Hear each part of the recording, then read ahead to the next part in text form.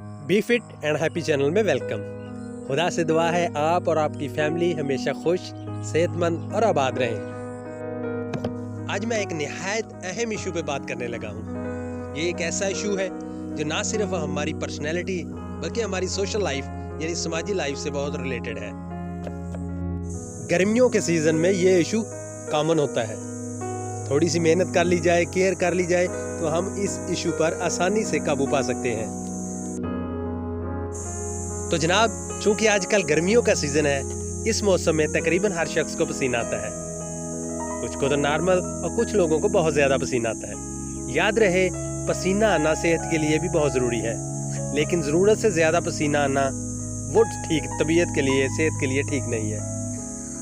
ज़रूरत से ज़्यादा पसीने आने को मेडिकल टर्म में हाइपरहाइड्रोसिस कहते हैं। पसीना पूरी बॉडी में भी आता है और कुछ लोगों को मखसूस जगहों यानी अंडर आर्म्स यानी बगलें और हिडन प्लेसेस हाथों और पाँव वगैरह में पसीना ज़्यादा आता है। लेकिन ज़्यादा प्रॉब्लम की बात यह है, ख़ासकर उन लोगों के लिए जिनकी बॉडी से पसीने के साथ साथ बदबू यानी स्मेल आती है। पसीना आना हमारी प्रॉब्लम नहीं है, हमारी प्रॉब्लम ज़्यादा पसीना और पसीने के साथ बदबू का आना है। ये एक ऐसा इशू है जिससे हमारी सोशल लाइफ, समाजी ज़िंदगी और पर्सनैलिटी डिस्टर्ब होती है। आज हम इस प्रॉब्लम पे बात करेंगे और इसको कैसे हल किया जाए इस पे डिस्कस होगी। तो जनाब, डिटेल में जाने से पहले मैं आर्जी पसीना आने की वजूहात पे बात करूँगा।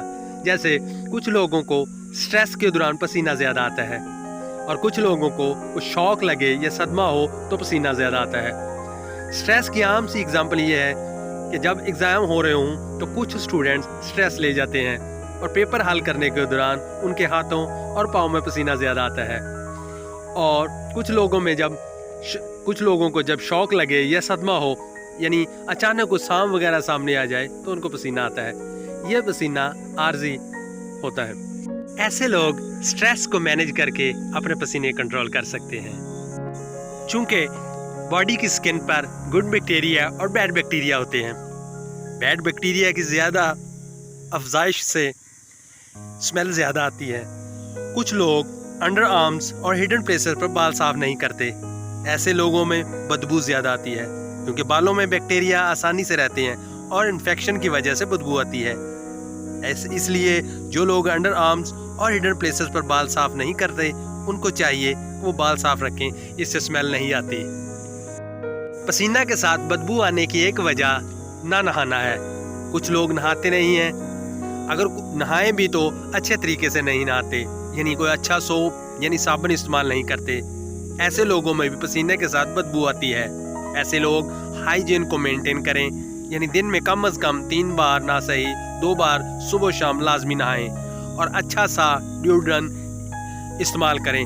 अगर वो डिओड्रेंट इस्तेमाल ना कर सकें तो फटकड़ी अंडर आर्म्स और हिडन प्लेसेस पर इस्तेमाल करें। इससे जरासीम यानी बैक्टीरिया भी मर जाते हैं और इन्फेक्शन भी नहीं होती, ना ही बदबू आएगी। कुछ लोगों में ज़्यादा पसीना ज़्यादा नमक और स्पाइसी फूड खाने की वजह से भी आता है।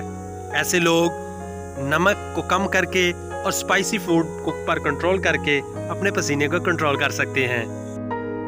और इसी तरह जनाब, कुछ लोगों में हाई ब्लड प्रेशर यानी हाइपरटेंशन, मेडिकेशन और शुगर की वजह से भी पसीना ज़्यादा आता है।